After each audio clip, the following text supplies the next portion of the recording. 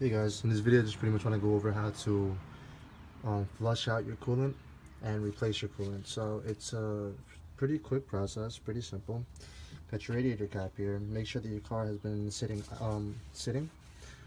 not overnight, then at least for a minimum of an hour and a half, without the engine having been turned on at all, without the car having been running at all. Let it sit off for like about an hour and a half, to be able to take off, to be able to make sure there's no pressure inside of the coolant system. So of course you would take out the cap, the radiator cap, and right on the bottom there's a drain plug to do it. This is pretty much a general overview for every car, but what I'm working on right now is in 2003 Honda Civic. In this car you would need to take out the thermostat. Right there is the thermostat housing next to the valve cover, underneath the air intake, and right underneath the upper coolant hose. So there's two 10mm bolts that hold in the thermostat housing. Take out the thermostat, and then you would that would take empty out the coolant that's being held in behind the thermostat. And I'm going to show you right now where the drain plug is.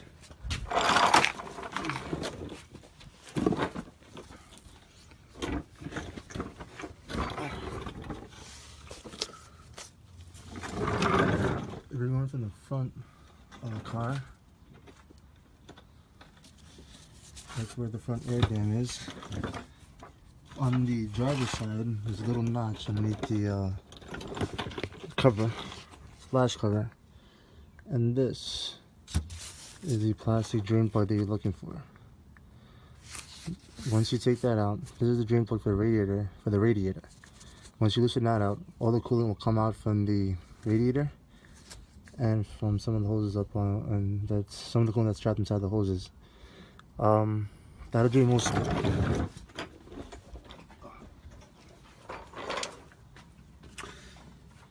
Okay, after doing that, what you want to do would be to put the plug back in the radiator, connect the thermostat, put the 10mm, but not to replace the thermostat, but to connect the thermostat housing together. Again, you don't have to take off if you saw my last video for the ECT replacement or for the thermostat replacement, you do not have to take off the hose from the thermostat housing. Just disconnect the two bolts, the two 10mm bolts that are on the side. Of course, disconnect the sensor. Once you take it off, take out the thermostat, reattach it without putting the thermostat back in, and then you would get some distilled water, run it, fill up your car back with the distilled water, run it through the motor, run it through the coolant, sorry about that, put the distilled water back into the radiator and the coolant system, put the setting for the heater to its highest maximum, to its highest, and then just run the car for maybe 5 minutes. Once that has been done for about 5-10 minutes, you can go ahead and turn off the car.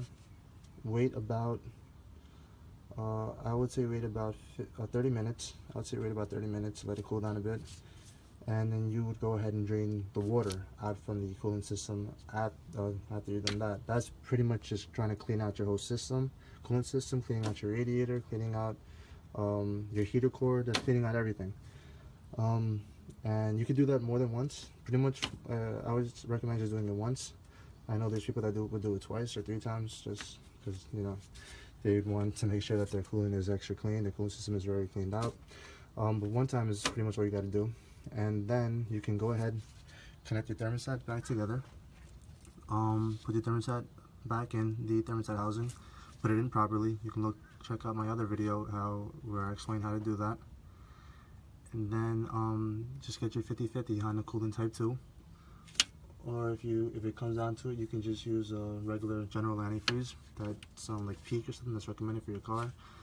I guess with Honda motors, I think you're supposed to stay away from green coolant, but then again, if that's the only one that you can use, then I guess then you can try to use that, but I wouldn't recommend it. Then that would be it. Your drain plug, of course, would be reattached. Your thermostat would be reattached.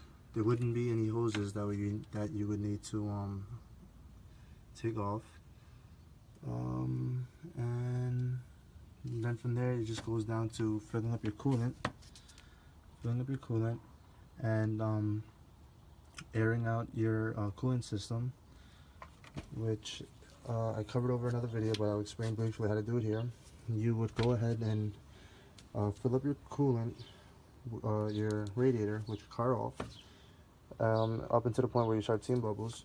You'll go ahead, turn your car on, put the heater setting to its highest maximum, putting the fan on and putting the heater to its highest maximum to help get the coolant circulating throughout the heater core and throughout the whole coolant system. And then you would let it run, and you would notice as it's running, it's going to purge itself. There's going to be bubbles that start coming out. It's going to self-bleed itself out. So as bubbles start coming out, the coolant that would be in the radiator cap would start going down. You would go ahead and start adding more coolant up until the point where there is no more. You don't see any more air bubbles coming out. Once that's done, you can go ahead and don't put the cap on completely. Just cover the radiator here with the cap, and then let it sit for about an hour to let the pressure build out of the coolant system. You wouldn't want to cap it right away after you've let it while it's warm, because if you did, you can crack your radiator and you can crack some coolant parts. So you want to let the pressure escape so there's no vacuum. So let that sit for about an hour, hour and a half, and then you will notice that the coolant went down again. You will go ahead and top it off again, and then from there the pressure is pretty much gone from the coolant system. You can go ahead and re-put the radiator cap back on. And then you go to the coolant reservoir, and you would fill it up. That top notch would be high and that bottom notch would be low. You fill it up midway, halfway, and then that would be it. And then from there you can drive it.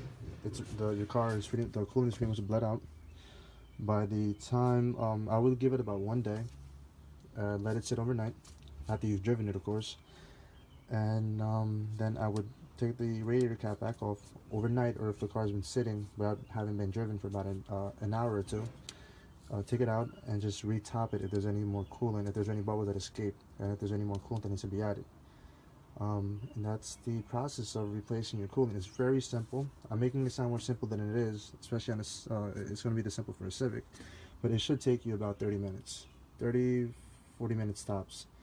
And it's I will make a video soon and showing you how the steps go. I would do it now. It's just I recently had replaced the thermostat and the ECT sensor and the coolant system.